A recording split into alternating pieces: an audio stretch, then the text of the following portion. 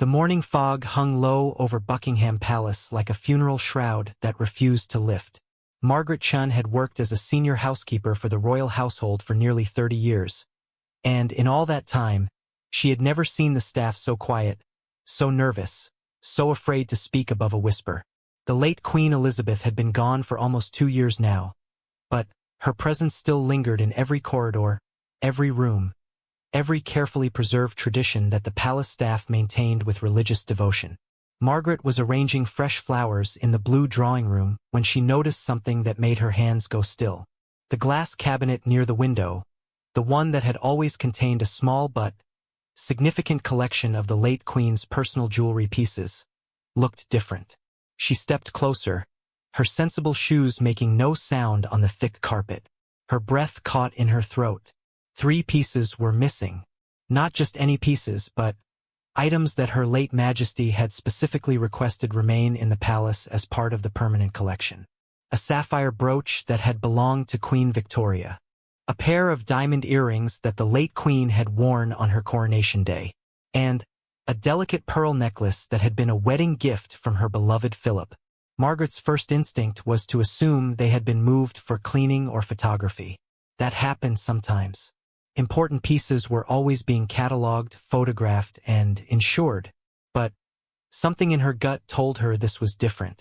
She had worked in this palace long enough to develop an instinct for when something was wrong, and right now every fiber of her being was screaming that something was terribly, terribly wrong.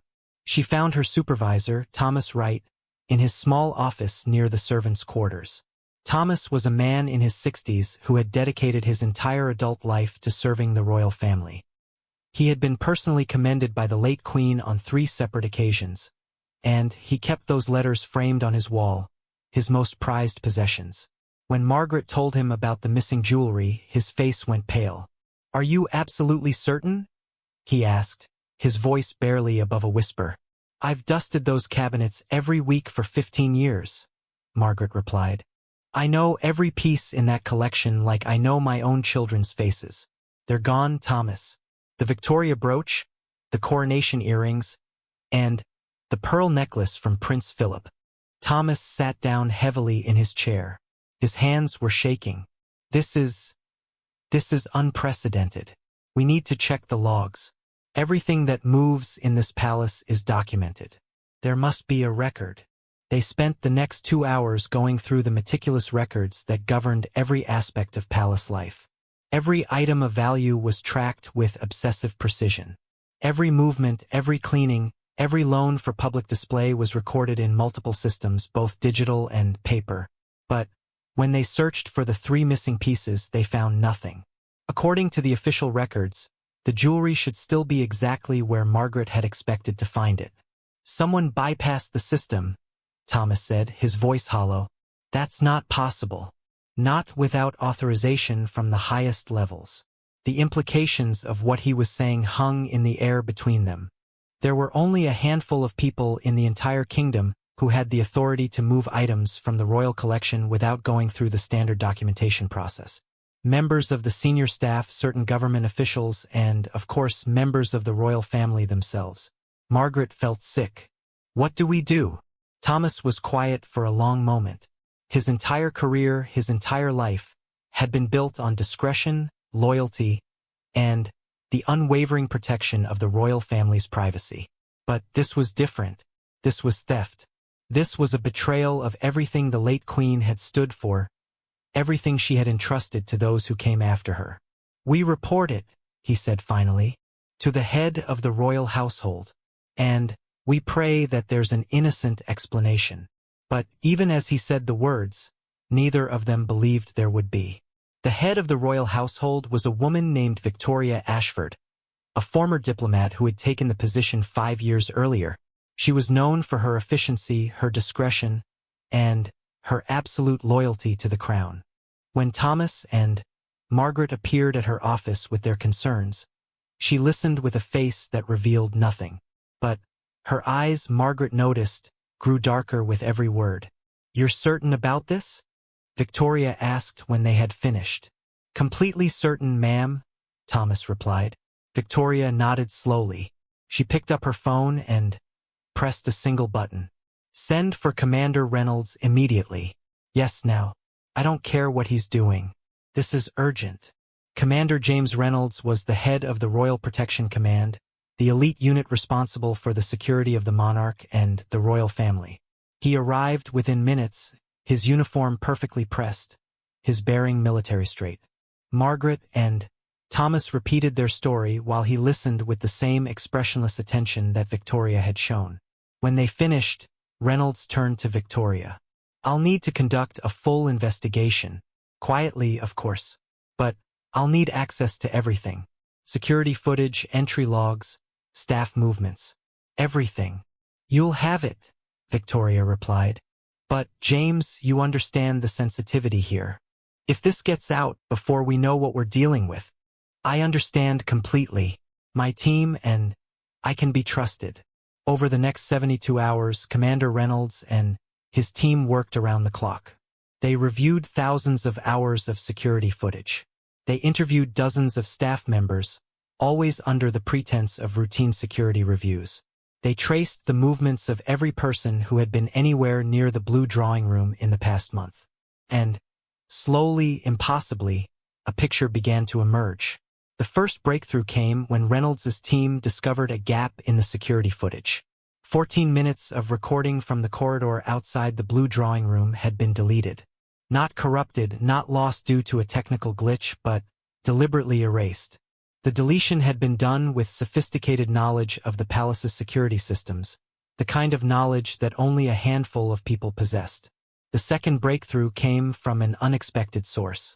A young footman named David Carter approached Reynolds privately after one of the routine interviews. David was barely 22, new to the palace staff, eager to prove himself.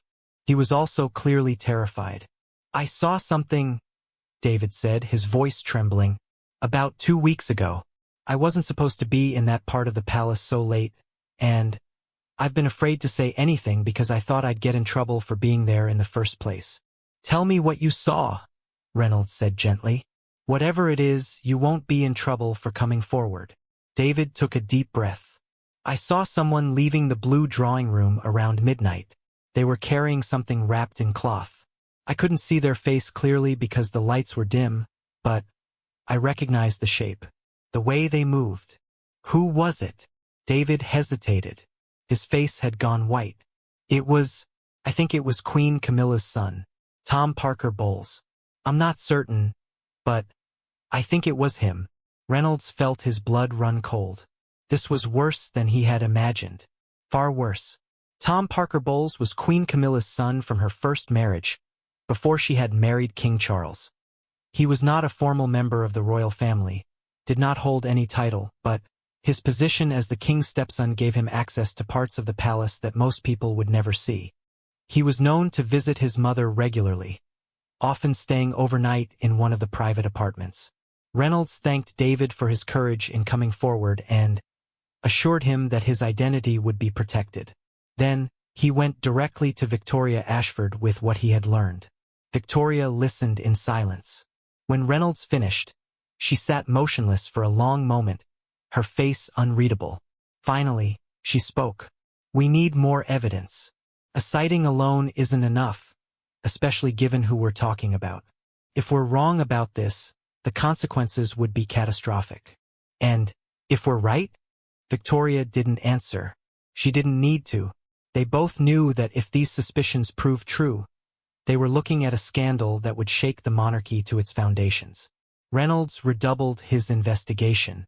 His team began tracing the financial records of everyone who had been flagged as a potential suspect. It was delicate work, requiring court orders and the cooperation of multiple agencies, but Reynolds had built up enough favors over his 30-year career to get what he needed. What they found was damning. Tom Parker Bowles had been in financial trouble for months. His restaurant ventures had failed one after another. His investments had gone sour. He had borrowed money from friends, from family, from increasingly questionable sources. And 3 weeks ago, a large deposit had appeared in one of his personal accounts. A deposit of nearly £2 million, transferred from an offshore account that proved impossible to trace. "It's not conclusive," Reynolds told Victoria. We can't prove that money came from selling the jewelry. But the timing is suspicious. What about the jewelry itself? Has it surfaced anywhere? Reynolds shook his head grimly. Not yet. But my contacts in the art and antiquities world are keeping their eyes open. Pieces like this don't just disappear. They're too distinctive, too recognizable. Sooner or later, someone will try to sell them, and when they do, we'll know. The break they had been waiting for came 2 weeks later. An anonymous tip led Reynolds to a private auction house in Geneva, the kind of place that catered to wealthy collectors who valued discretion above all else.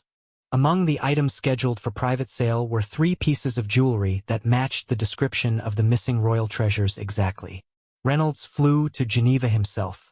He met with the auction house directors and, after presenting them with documentation proving the items were stolen property belonging to the British Crown, secured their release.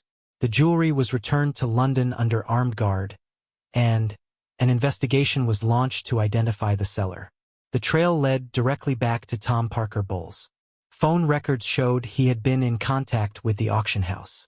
Email correspondence, recovered from his personal computer after a warrant was obtained, revealed that he had been the one to arrange the sale.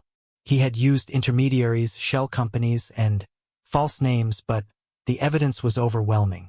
Reynolds presented his findings to Victoria Ashford and to a small group of senior officials who had been brought into the investigation. The room was silent as he laid out the case, document by document, fact by fact. There's no doubt, he concluded. Tom Parker Bowles stole 3 pieces of irreplaceable jewelry from the royal collection and attempted to sell them abroad. The question now is what we do about it. Everyone in the room understood the enormity of what they were facing. This was not just a theft. This was a betrayal of trust at the highest level. And it implicated not just Tom Parker Bowles, but potentially Queen Camilla herself. Had she known? Had she helped? Had she turned a blind eye while her son helped himself to treasures that belonged to the nation? The decision was made to bring the matter before King Charles personally. It was his decision to make, his family that was involved, his reign that would be affected by whatever happened next. The meeting took place in the king's private study on a gray afternoon in November. Present were King Charles, Victoria Ashford, Commander Reynolds, and 2 senior advisors. Queen Camilla was not informed of the meeting. Reynolds presented his evidence while the king listened in silence. His face betrayed nothing, but those who knew him well could see the pain in his eyes, the way his hands gripped the arms of his chair until his knuckles went white. When Reynolds finished, there was a long silence. "You're certain?" King Charles finally asked. His voice was barely above a whisper. "Yes, Your Majesty. I'm sorry, but there's no room for doubt." The king closed his eyes. He looked in that moment like a man who had aged 10 years in the space of 10 minutes. "Does my wife know about this?" "We haven't approached Her Majesty the Queen," Victoria replied carefully. "We felt it was important to bring this to you first, to allow you to decide how to proceed." King Charles nodded slowly. He rose from his chair and walked to the window, looking out at the garden his mother had loved so much. When he spoke again, his voice was heavy with grief. "My mother trusted me to protect her legacy. She trusted all of us. And this is how that trust has been repaid." No one spoke. No one knew what to say. "I will speak with my wife," the king continued. "I will hear what she has to say. But I want to be clear about one thing. If she knew about this, if she was involved in any way, there will be consequences. I loved my mother, and I will not allow her memory to be tarnished by greed and betrayal." The meeting ended shortly after. As the officials filed out, each carried the weight of what they had witnessed. The king, standing alone at the window, looked like the loneliest man in the world. That evening, King Charles summoned Queen Camilla to his study. What passed between them in that room, no one would ever know for certain. But the raised voices could be heard through the heavy oak doors. The queen emerged an hour later with tears streaming down her face. She retreated to her private apartments and was not seen again for 3 days. In the meantime, Tom Parker Bowles was quietly detained by members of the Royal Protection Command. He was not arrested in the formal sense, not yet, but he was made to understand that his movements would be restricted until the matter was resolved. He was also made to understand that his denials meant nothing in the face of the evidence against him. When confronted with the proof of his actions, Tom eventually broke down.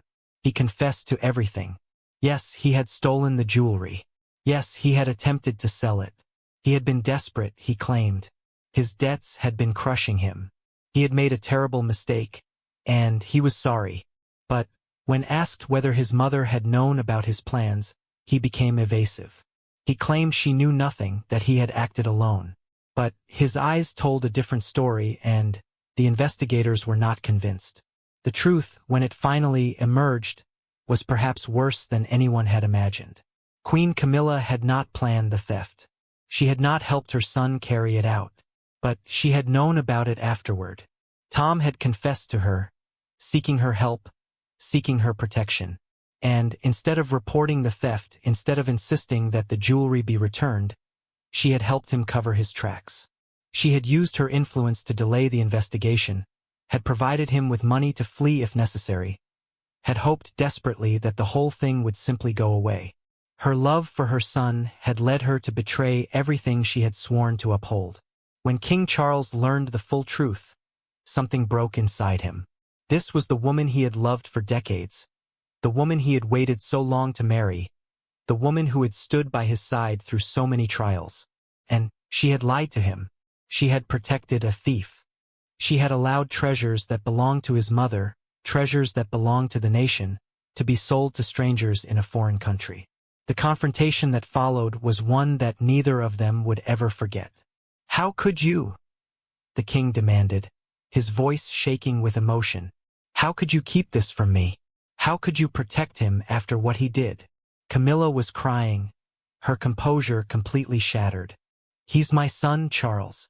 My son. What was I supposed to do? Turn him in? Watch him go to prison? You were supposed to do the right thing. You were supposed to honor the trust that was placed in you. My mother welcomed you into this family. She gave you her blessing, her acceptance. And this is how you repay her memory. I was trying to protect my child. Any mother would do the same. Any mother would not have access to the crown jewels. Any mother would not have sworn to serve this nation. You made a choice, Camilla. You chose your son over your duty, over our marriage, over everything." The silence that followed was absolute. Camilla knew, in that moment, that something had changed between them forever. The love that had survived so much, endured so much, had finally found a wound it could not heal. Word of the investigation began to leak. In a palace full of servants and staff, total secrecy was impossible. Whispers began to circulate, then rumors, then increasingly accurate reports that found their way to journalists and media outlets. The palace press office was inundated with questions they could not answer. Margaret Chen, the housekeeper who had first noticed the missing jewelry, watched the growing crisis with a heavy heart. She had never wanted this. She had simply wanted to protect the legacy of the queen she had served and loved. She had never imagined that her discovery would lead to the unraveling of the royal family itself. In the servants' quarters, opinions were divided. Some felt sympathy for Queen Camilla, understanding the impossible position she had been placed in by her son's actions. Others felt only anger, seeing her cover up as an unforgivable betrayal of the institution they all served. Thomas Wright, Margaret's supervisor, refused to discuss the matter at all. The pain in his eyes said everything words could not. As November turned to December, the pressure on the palace became unbearable. The media was demanding answers. Parliament was asking questions. The public, who had only recently begun to accept Camilla as their queen, was turning against her with a fury that took everyone by surprise. Something had to give. Something had to change. And King Charles, alone in his study on a cold December night, knew that the decision rested on his shoulders alone. He had to choose between his wife and his duty, between his heart and his crown, between the woman he loved and the legacy his mother had entrusted to him. It was, he thought, the hardest decision of his life. Harder than his divorce from Diana. Harder than his mother's death. Harder than anything he had ever faced. He picked up a pen and began to write. The letter would change everything. The letter would set in motion a chain of events that would reshape the British monarchy forever. The letter would break hearts and destroy relationships and create wounds that might never heal. But it was the right thing to do. And King Charles had learned, finally and painfully, that being a king meant doing the right thing, even when it hurt. Especially when it hurt. Outside, the first snow of winter began to fall on London, covering the city in a blanket of white that made everything look clean and new and full of hope. But inside Buckingham Palace there was no hope. There was only grief and anger and the terrible weight of betrayal. The storm that had been building for weeks was finally about to break. And when it did, nothing would ever be the same again. Margaret Chun stood at the window of her small room in the servants' quarters, watching the snow fall. She thought about the late Queen, about the years of service she had given, about the trust that had been placed in her. She thought about Tom Parker Bowles, a man she had barely known, whose greed had set all of this in motion. She thought about Queen Camilla, a woman she had served faithfully, who now faced consequences she could never have imagined. And she thought about King Charles, alone in his study, making a decision that would define his reign. The snow continued to fall, soft and silent and relentless. Tomorrow everything would change. But tonight, there was only the snow and the silence and the weight of secrets that could no longer be kept. Margaret closed the curtain and went to bed, knowing that sleep would not come easily, knowing that the morning would bring revelations that would shake the nation, knowing that she had played a part, however small, in the unfolding of a tragedy that no one could have predicted. The jewelry had been recovered. The truth had been uncovered. But the damage was done and there was no undoing it. In the blue drawing room, the cabinet that had started it all sat empty and waiting. The pieces that had been stolen would be returned, eventually. They would be cleaned and catalogued and displayed once more, silent witnesses to a scandal that would be discussed and debated for generations to come. But they would never look quite the same. They would always carry the taint of what had happened, the memory of betrayal and greed and broken trust, just like the monarchy itself. The late Queen had once said that the British monarchy was built on duty and service, on sacrifice and honor. She had dedicated her entire life to those principles, never wavering, never faltering, never placing her own needs above those of the nation she served. Her legacy was being tested now, in ways she could never have imagined. And only time would tell if it would survive. The letter King Charles wrote that December night was delivered by hand to Queen Camilla the following morning. She was still in her private apartments, having barely emerged in days. Her ladies-in-waiting had grown increasingly worried, but none dared disturb her grief.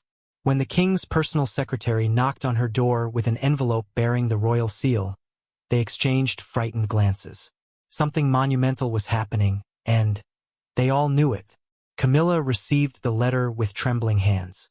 She waited until she was alone before opening it, sitting in the chair by the window where she had spent so many quiet hours looking out at the gardens. The morning sun was pale and weak, struggling to penetrate the clouds that hung low over London. She took a deep breath and unfolded the heavy cream paper.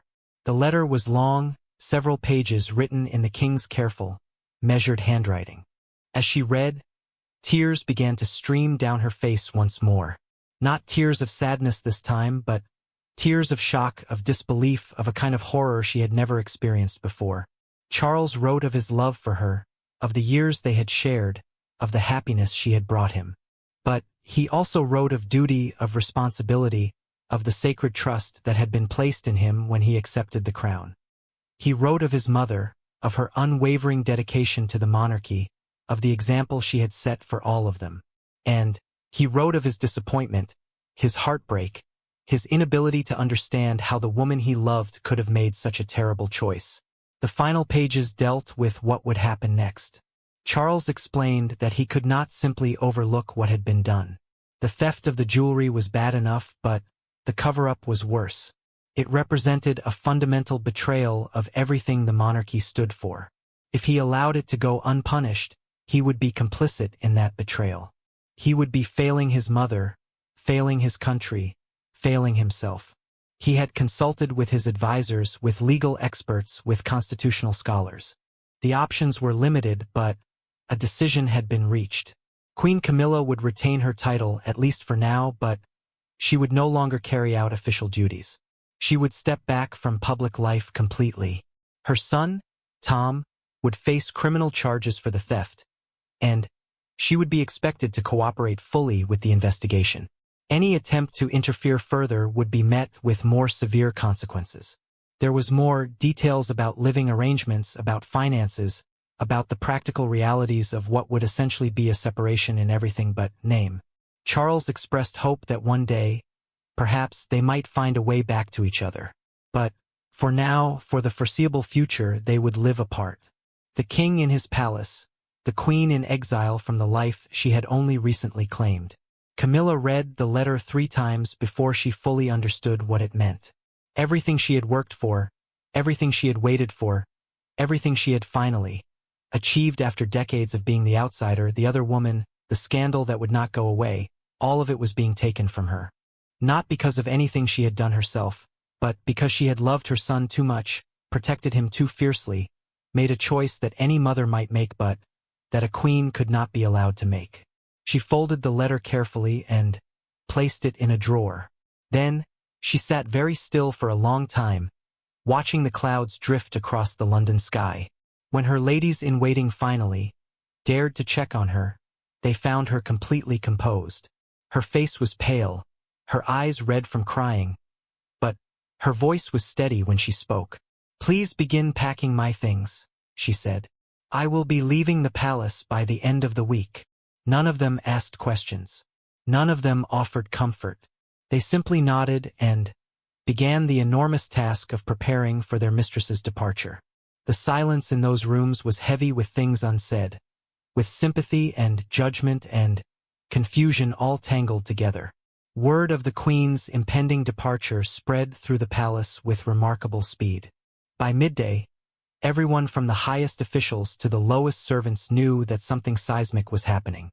The official announcement would not come for another day, but, in the world of the palace, secrets had a way of escaping their boundaries.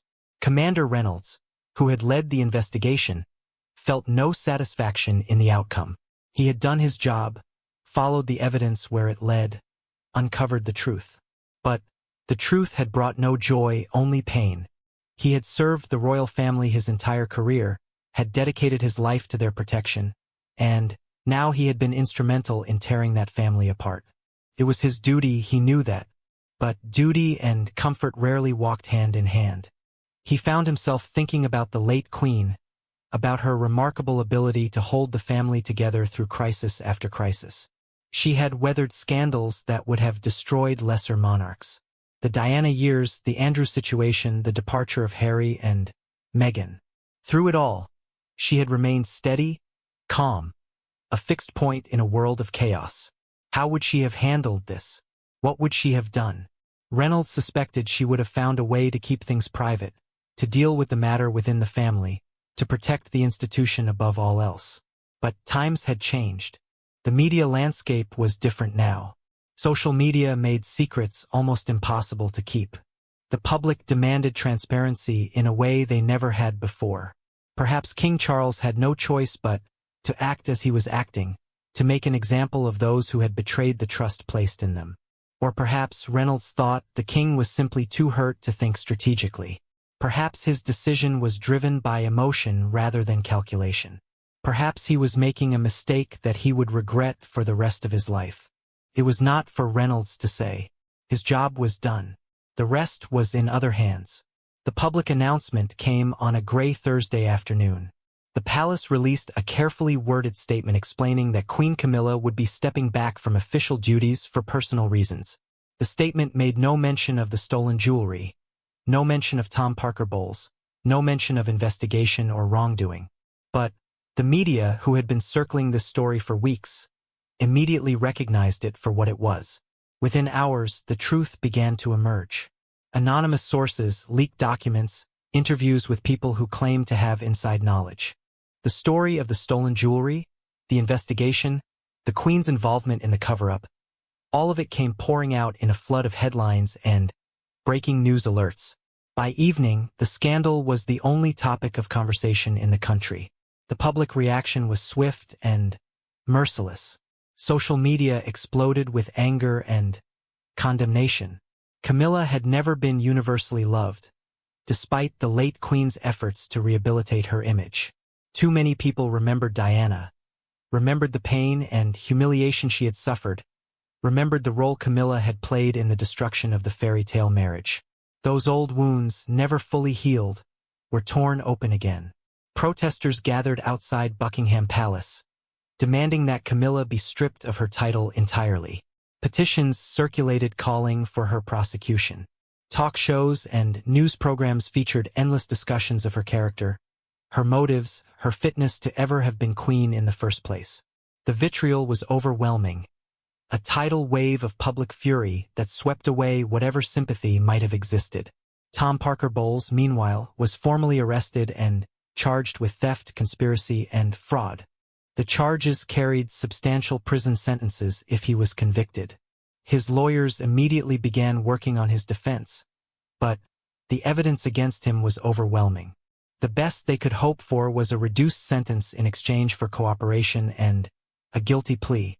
Through it all, Camilla remained silent.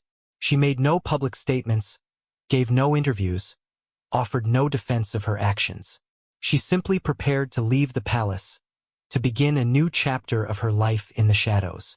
Her departure took place on a Sunday morning, chosen specifically because the streets would be quieter, the crowd smaller.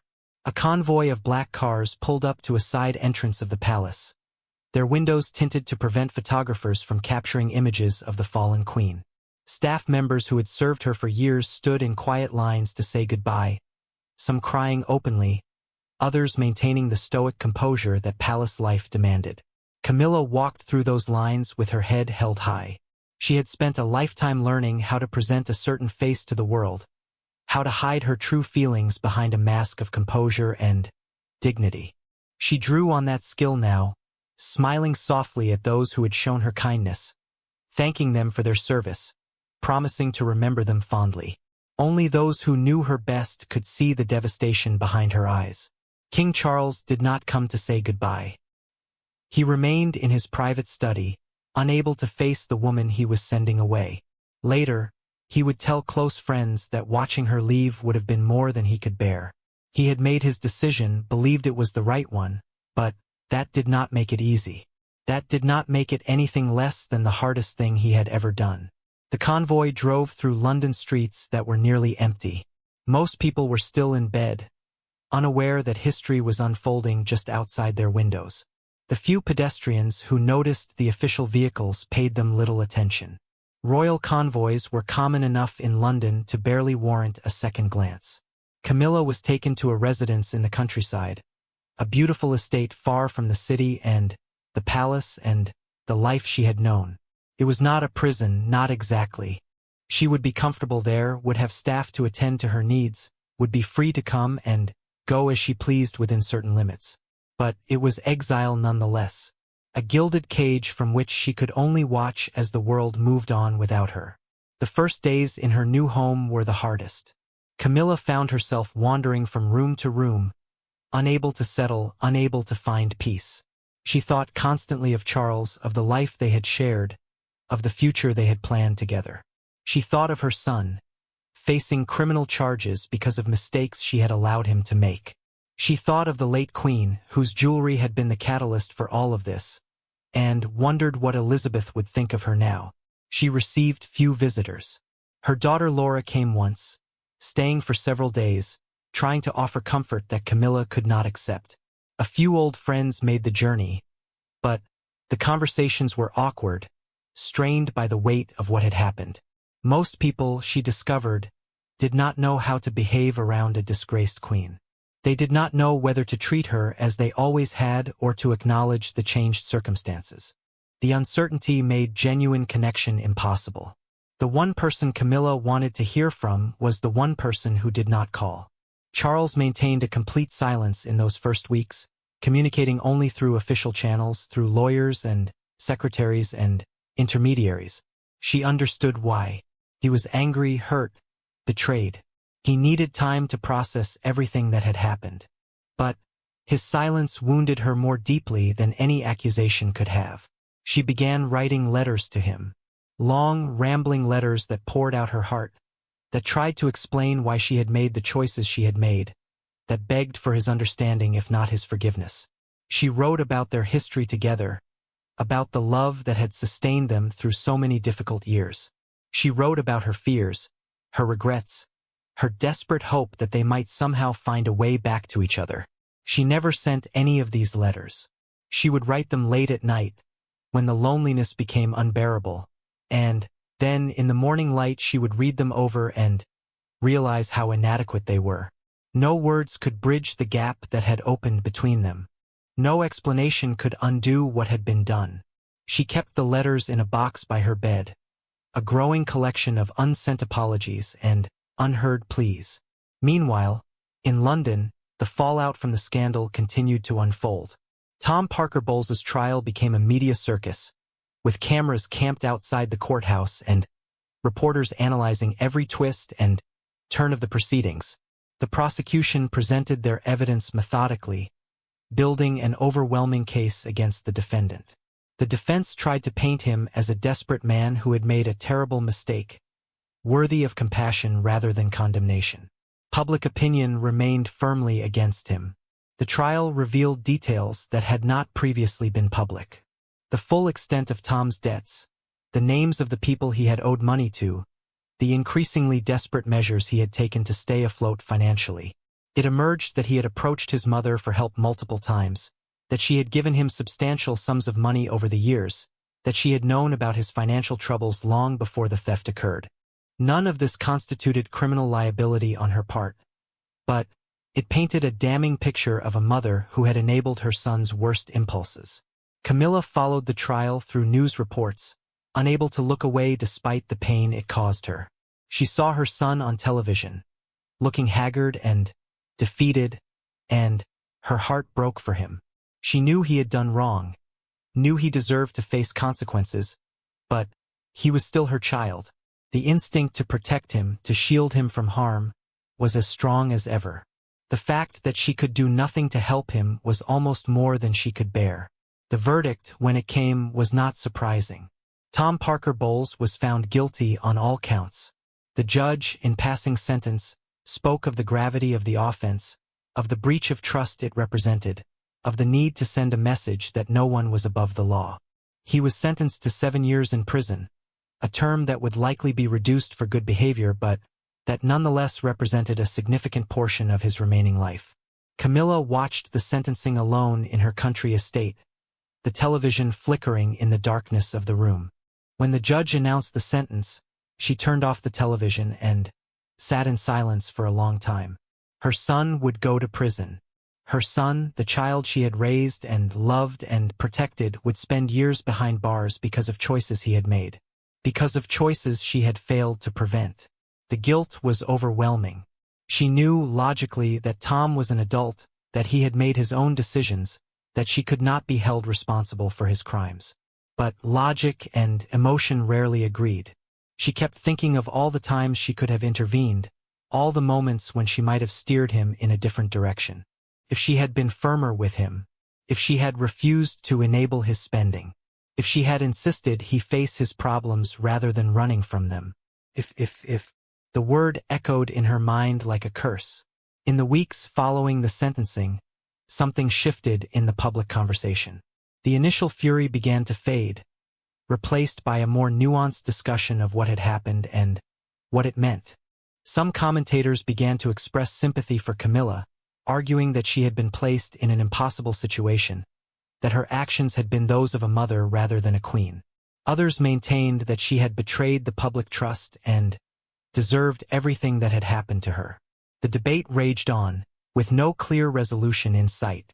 King Charles, meanwhile, was struggling with his own demons. The decision to separate from Camilla had been the right one, he was certain of that. The institution of the monarchy had to be protected, had to be seen as above corruption and favoritism. But the loneliness of his position was overwhelming. He had spent decades waiting to be with Camilla, had finally achieved that dream, and now she was gone. Not dead, not divorced, but simply absent from his life in every way that mattered. He threw himself into his work, filling every moment with official duties and private causes. Climate change, architecture, organic farming, all the issues he had championed for years became even more consuming. It was easier to focus on saving the planet than to think about his shattered personal life. It was easier to give speeches about sustainability than to confront his own grief. His children, William and Harry, offered what support they could. William, ever dutiful, made a point of spending more time with his father, bringing the grandchildren for visits, maintaining a sense of normalcy in the midst of chaos. Their relationship had improved significantly since the early days of Charles's marriage to Camilla, and William's support now was genuine and deeply appreciated. Harry's situation was more complicated. He had his own history with Camilla, his own complicated feelings about her place in the family. From his home in California, he issued a brief statement expressing sympathy for all involved and calling for compassion during a difficult time. But he did not return to England, did not reach out to his father directly. The distance between them, both physical and emotional, remained vast. The months passed slowly, each one carrying the family further from the initial crisis and closer to some new equilibrium. The scandal faded from the front pages, replaced by other news, other dramas, other distractions. The public's attention span was short, and there were always new stories to capture their interest. The Queen's fall from grace became old news, remembered but no longer actively discussed. Camilla settled into her new life as best she could. She established routines, found ways to fill her days, tried to make peace with her circumstances. She gardened, a passion she had always had. She read extensively, working her way through books she had never had time for during her busy years as queen. She walked the grounds of her estate, sometimes for hours at a time, letting the rhythm of her steps quiet her racing thoughts.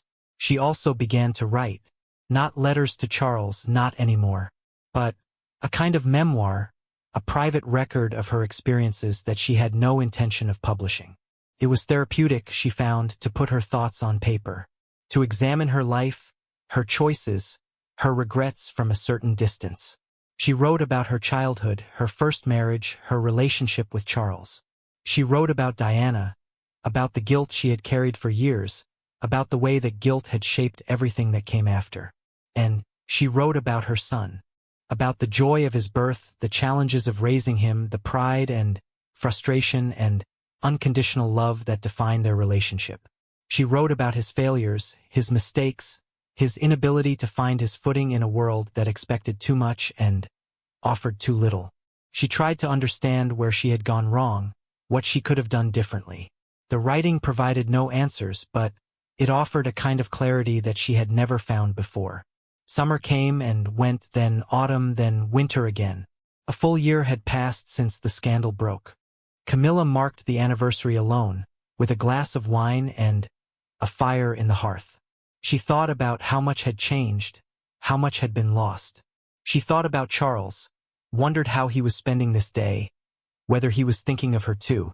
The next morning, something unexpected happened.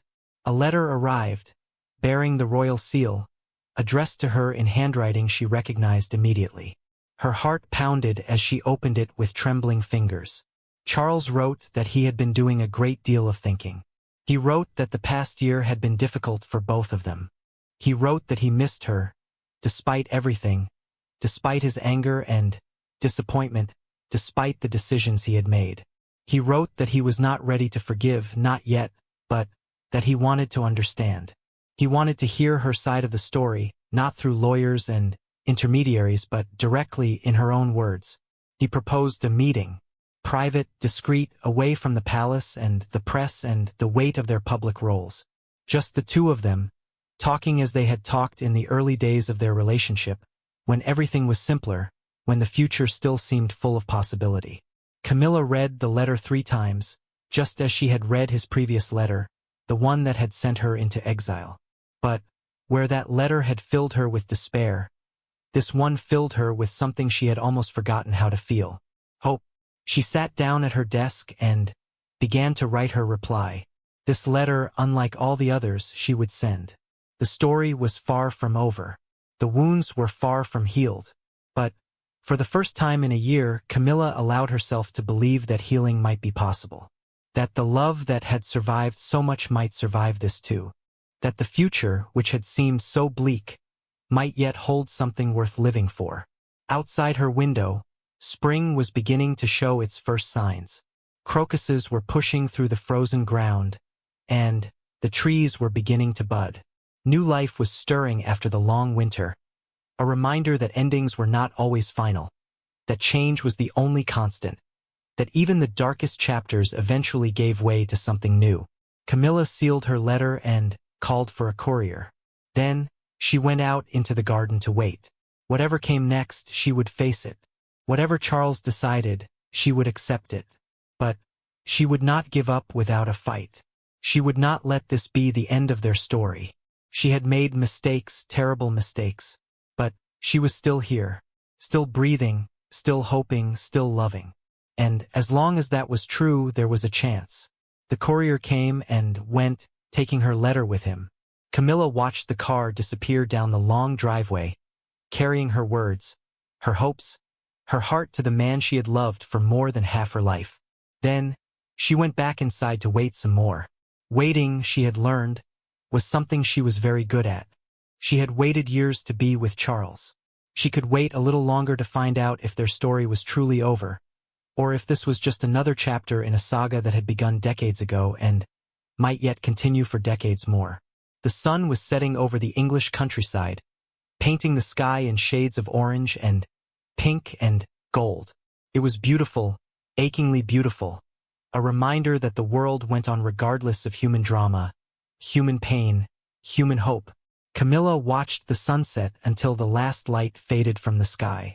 Then, she went inside, lit a fire, and settled in to wait for what tomorrow would bring.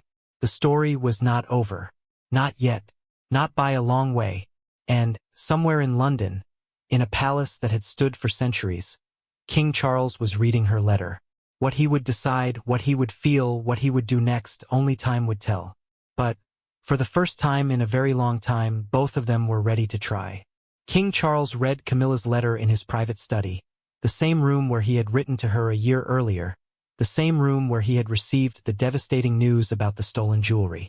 The afternoon light filtered through the tall windows, casting long shadows across the desk where so many important decisions had been made over the years. Her words moved him more than he had expected. She wrote not with self-pity or excuses, but with a raw honesty that cut through the layers of anger and disappointment he had built around his heart. She acknowledged her mistakes without trying to minimize them. She accepted responsibility for her choices without asking to be absolved. And she expressed, in simple and direct language, the depth of her love for him and her profound regret for having damaged something so precious. Charles set the letter down and stared out the window for a long time. The gardens were coming alive with spring color, the daffodils and tulips that his mother had loved so much, creating a tapestry of yellow and red and purple against the green of the perfectly maintained lawns. He thought about Elizabeth, about what she would say if she could see him now. She had accepted Camilla in the end, had grown to appreciate the steadiness and support she provided her eldest son. But would she have forgiven what had been done? Would she have understood the choice that Charles now faced? He picked up the phone and made a call. Arrangements were made, discretion was assured. The meeting would take place in 3 days, at a private location far from prying eyes and cameras. The location chosen was a small cottage on the grounds of a trusted friend's estate in Scotland.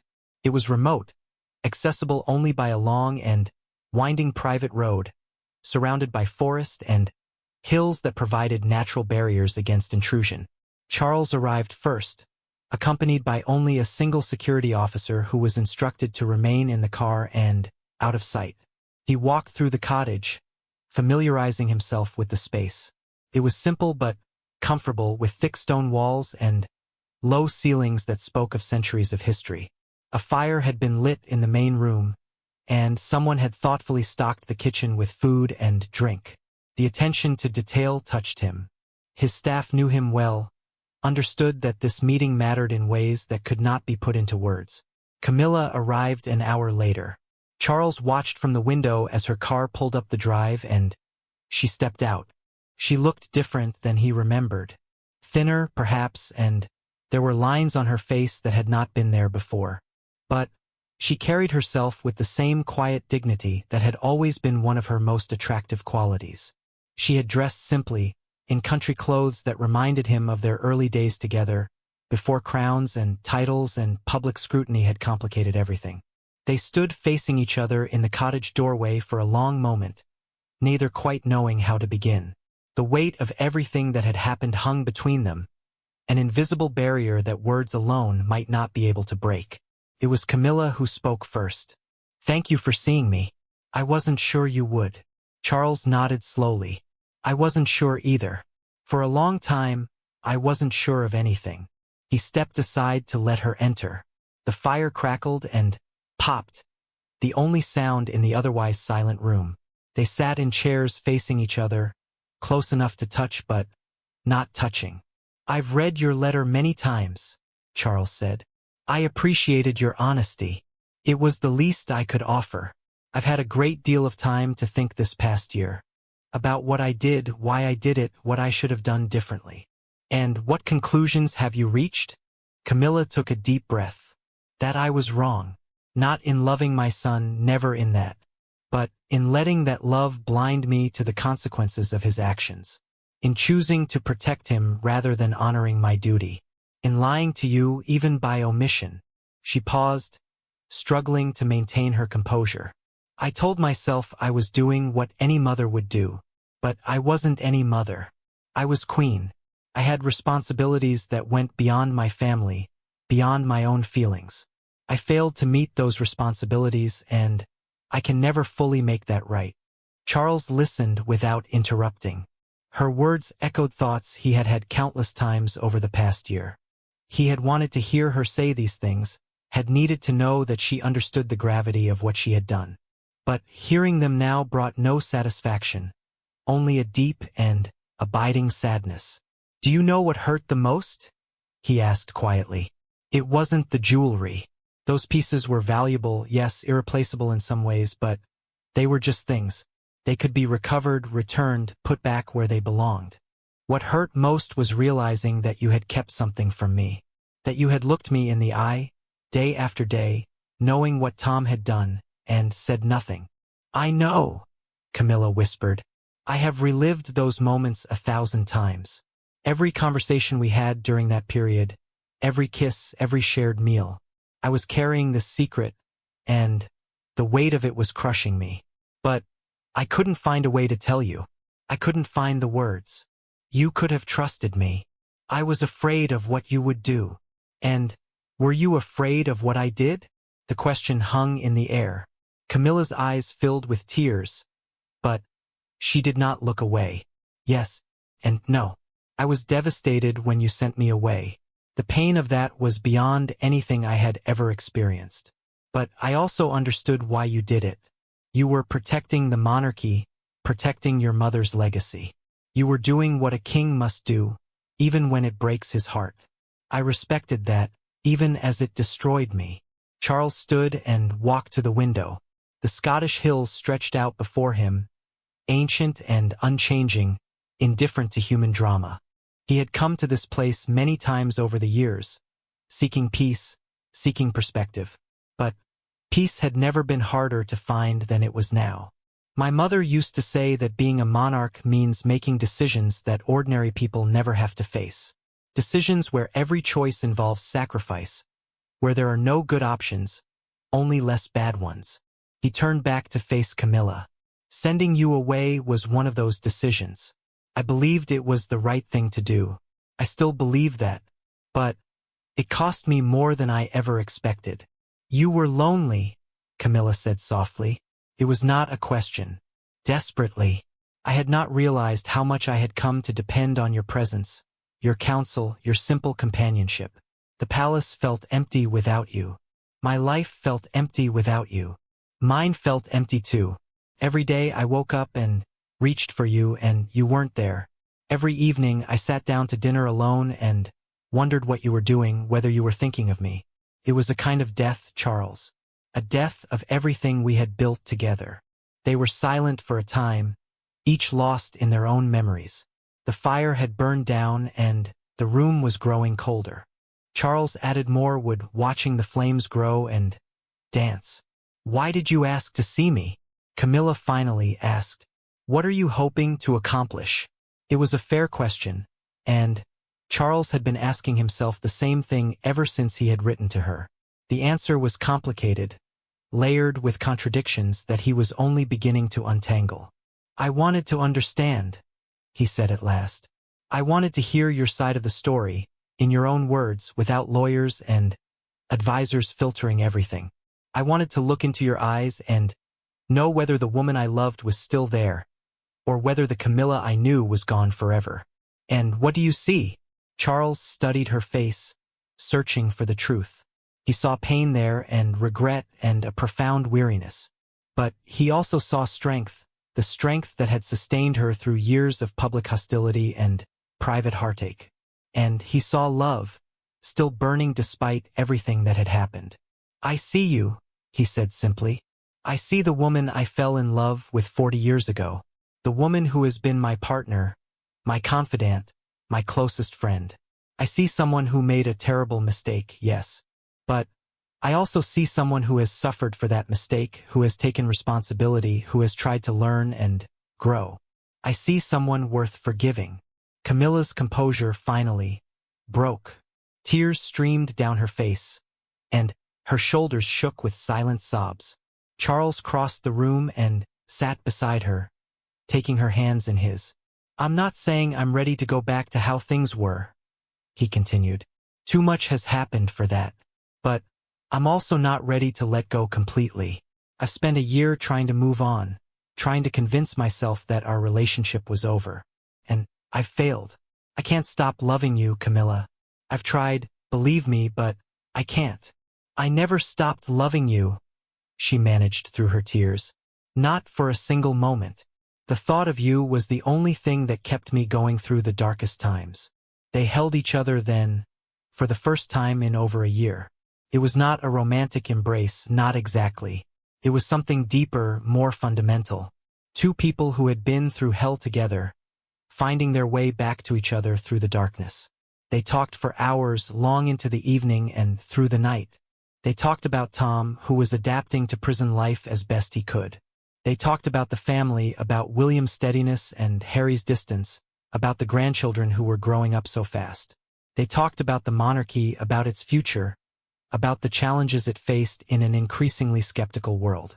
And they talked about themselves, about their hopes, their fears, their regrets, about what they wanted from whatever years they had left, about whether there was a path forward that could honor both their personal needs and their public responsibilities. By morning, they had reached a kind of understanding. Not a resolution, not a reconciliation, but a beginning. They agreed to continue talking, to meet again soon, to take things slowly and see where they led. Charles would not reverse his decision to have Camilla step back from official duties. Not yet. Too much depended on public opinion, on the perception of the monarchy, on factors beyond their personal relationship. But privately, quietly, they would begin to rebuild what had been broken. There will need to be conditions, Charles said as the sun rose over the hills. Transparency between us first and foremost. No more secrets, no more protecting people from consequences they deserve. If anything like this ever happens again. It won't, Camilla said firmly. I've learned that lesson, Charles. I've learned it in the hardest way possible. I would rather lose everything than lie to you again. He believed her. Perhaps he was a fool to believe her, but he did. Love, he had come to understand, was not a rational thing. It did not follow the rules of evidence and logic. It persisted even when it should not, grew even in the most hostile conditions, survived wounds that should have been fatal. They parted that morning with a promise to meet again within a fortnight. Charles returned to London to his duties and responsibilities. Camilla returned to her country estate, to her garden and her books and her endless waiting. But the waiting felt different now. It had purpose, direction, hope. The weeks that followed were a delicate dance of private meetings and careful conversations. Charles and Camilla saw each other regularly, always in secret, always away from the eyes of the world. They were rebuilding their relationship brick by brick, testing each other, learning to trust again. It was slow work, frustrating at times, but both of them were committed to seeing it through. There were setbacks along the way. Old arguments resurfaced, old wounds that had never properly healed. Camilla struggled with anger at times, resentment at being sent away, at being blamed for choices her son had made. Charles struggled with doubt, wondering if he was being foolish, if he was letting his heart overrule his head. They fought, they reconciled, they fought again. But they kept coming back to each other, kept trying, kept believing that the love between them was worth saving. Meanwhile, the public remained largely unaware of these developments. As far as the world knew, Queen Camilla remained in disgrace, living out her days in quiet exile. The occasional tabloid story speculated about her state of mind, her health, her future. But, without fresh scandals to report, the media's attention gradually shifted elsewhere. Tom Parker Bowles, serving his sentence in a minimum security prison, became a symbol of the debate around privilege and justice. Some argued that his sentence was too lenient, that an ordinary person who had stolen millions of pounds worth of goods would have received far harsher treatment. Others argued that he was being made an example of, that his connection to the royal family had actually worked against him. The debate continued, but Tom himself remained silent, working through his days, counting down until his eventual release. Camilla visited him when she could, though the visits were painful for both of them. He had aged in prison, the stress and shame taking a visible toll.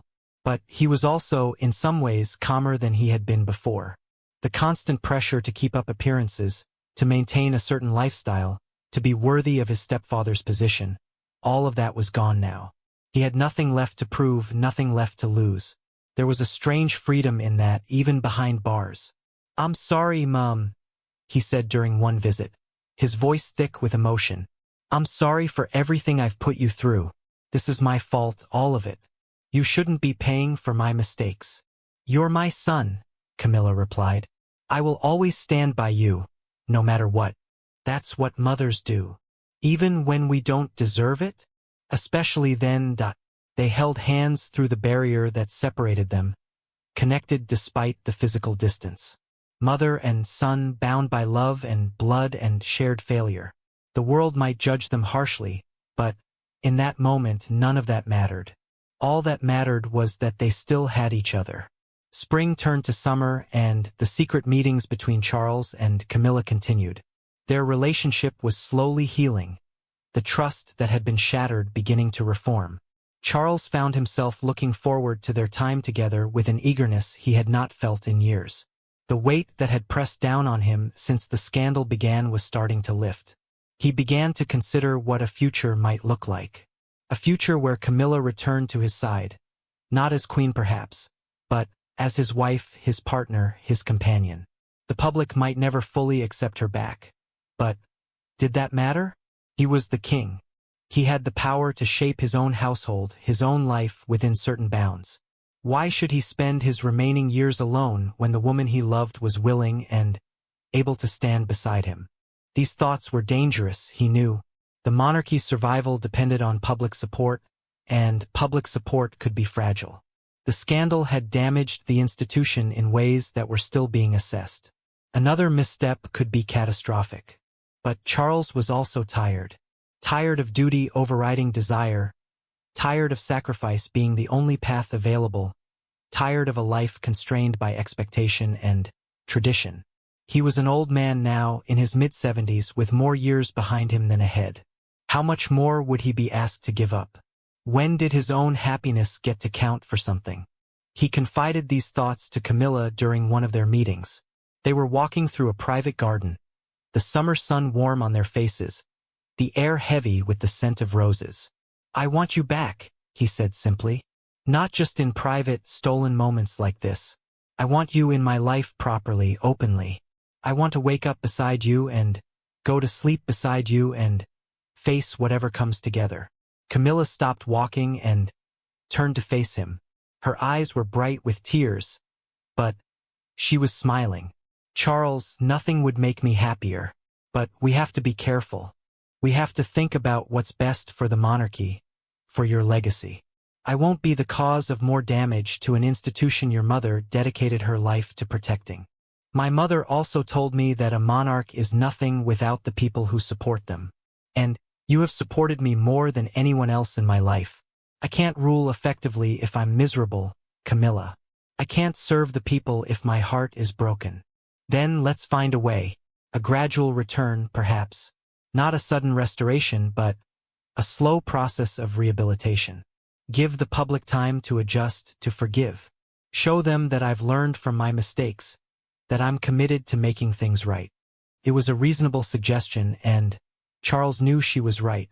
A sudden reversal of his decision would look weak, inconsistent, driven by emotion rather than principle. But a gradual process, carefully managed, might eventually lead to the outcome they both wanted. They began to plan. Not a formal plan, not yet, but the outline of a strategy. Camilla would begin to appear in public again in limited and controlled settings. She would engage in charitable work, causes that demonstrated her commitment to service. She would give carefully vetted interviews, expressing her remorse and her desire to make amends. And gradually, if all went well, she would resume some of her official duties. It would take years, they knew. The public's memory was long when it came to scandals involving the royal family. But they had time. They had each other. And, for the first time since the crisis began, they had a plan. The summer ended with a sense of cautious optimism. Charles returned to his full schedule of engagements. His mood noticeably improved. His staff noticed the change, whispered about it among themselves. The king seemed lighter somehow, less burdened. They speculated about the cause, but could not be certain. Camilla, meanwhile, began the slow process of re-emerging into public view. A small charity event here, a private reception there. Nothing that would attract major attention, but enough to signal that she was not entirely invisible. The tabloids noticed, of course, but their coverage was muted, uncertain of how to treat this unexpected development. As autumn arrived, bringing shorter days and longer shadows, both Charles and Camilla found themselves thinking about the late queen. Elizabeth had died before the scandal, had been spared the pain of seeing her family torn apart by it. But her presence remained, a constant reminder of the standards they were all supposed to uphold. Charles visited his mother's grave on a cold October morning. He stood alone in the small chapel, looking at the stone that marked her final resting place, and tried to find the words to explain everything that had happened. "I hope you understand," he said softly. "I hope you can see that I'm trying to do the right thing, for the family and for myself. I hope you know that I never meant to let you down." There was no answer, of course. Just the silence of the chapel and the distant sound of wind in the trees outside. But Charles felt something, a sense of peace that had eluded him for months. Perhaps it was his imagination, perhaps it was wishful thinking, but he chose to believe that his mother was watching and that she approved. He left the chapel feeling lighter than he had in a long time. The road ahead was still uncertain, still fraught with challenges and potential setbacks. But he was no longer walking it alone. He had Camilla, he had his children, he had the memory of his mother guiding him forward. The story was not over. It might never truly be over.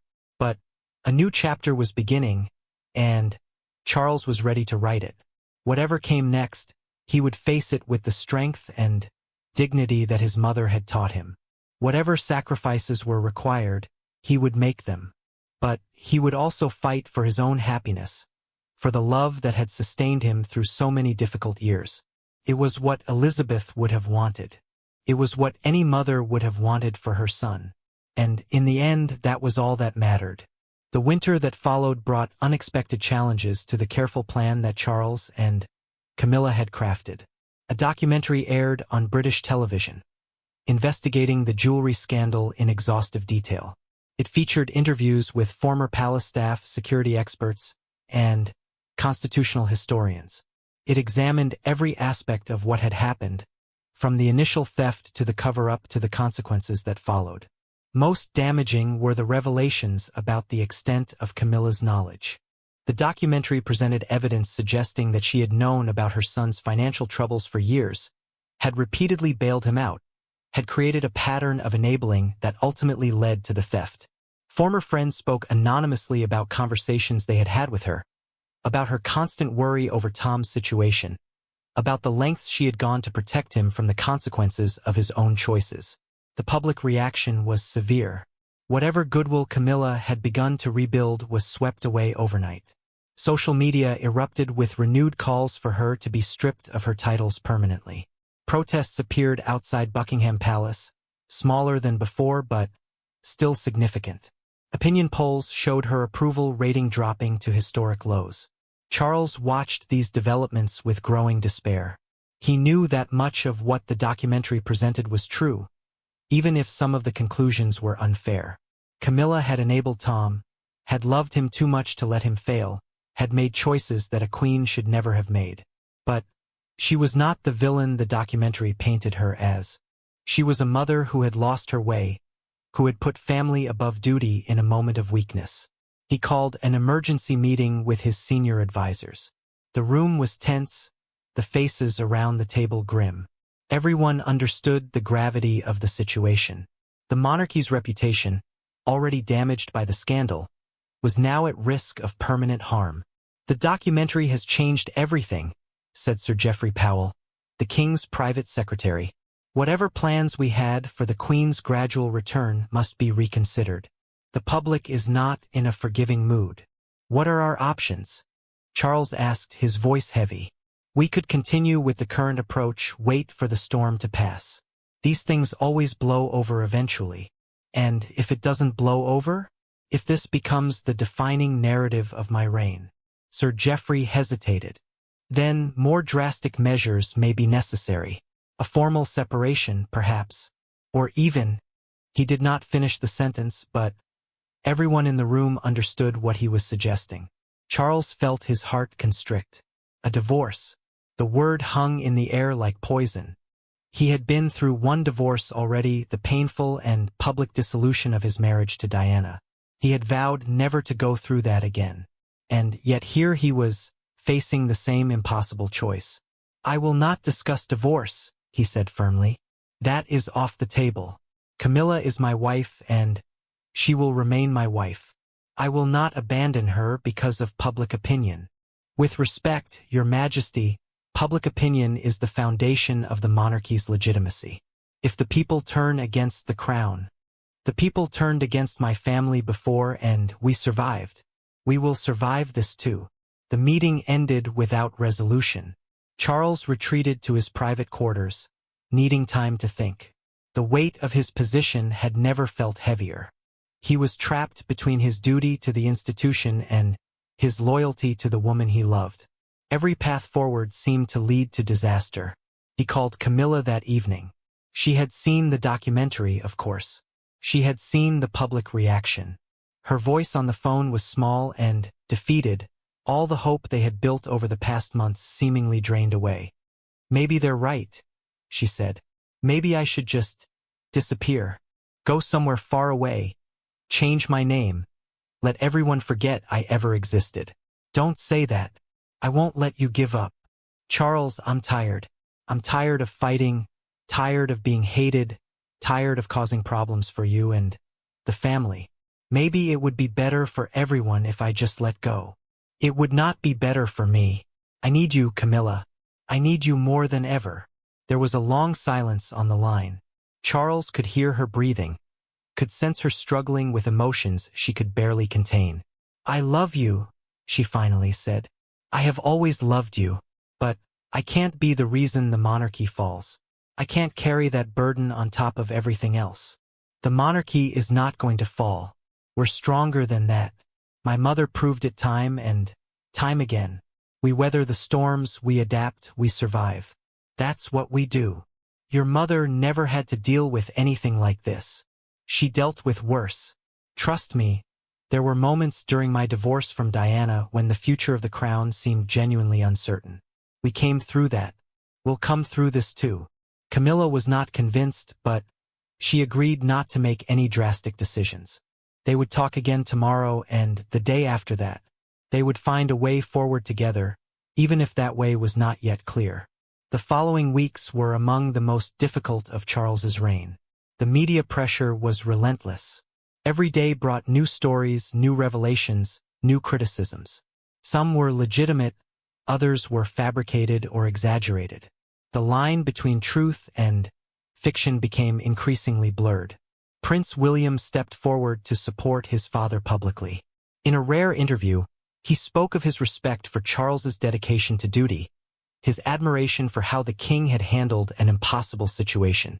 He stopped short of defending Camilla directly, but his support for his father was unambiguous. The king is facing one of the greatest challenges of his reign, William said, and he is meeting that challenge with the grace and dignity that our family has always tried to embody. I stand with him as I always have, as I always will. The interview helped, but only marginally. Public opinion was not easily swayed once it had turned. The damage from the documentary continued to spread, affecting not just Camilla but the entire royal family. In this atmosphere of crisis, something unexpected happened. Margaret Chen, the housekeeper who had first discovered the missing jewelry, reached out to the palace with a request. She wanted to speak publicly, to share her perspective on what had happened. She believed that important context was being lost in the media frenzy, context that might help people understand the situation more fully. Charles's advisors were divided on whether to allow this. Some felt it was too risky, that any public statement could be twisted and used against the family. Others felt that a sympathetic voice from within the palace might be exactly what was needed. In the end, Charles made the decision himself. He met with Margaret privately, listened to what she wanted to say, and gave his blessing for her to proceed. Margaret's interview aired on a Sunday evening program known for its thoughtful and balanced approach to current affairs. She spoke simply and directly, without notes or rehearsal. She described finding the missing jewelry, reporting her discovery, watching the investigation unfold. And she spoke about Queen Camilla, about the woman she had served for years. Her Majesty the Queen is not a bad person, Margaret said. She made a mistake, a terrible mistake, but it came from love, from a mother's love for her son.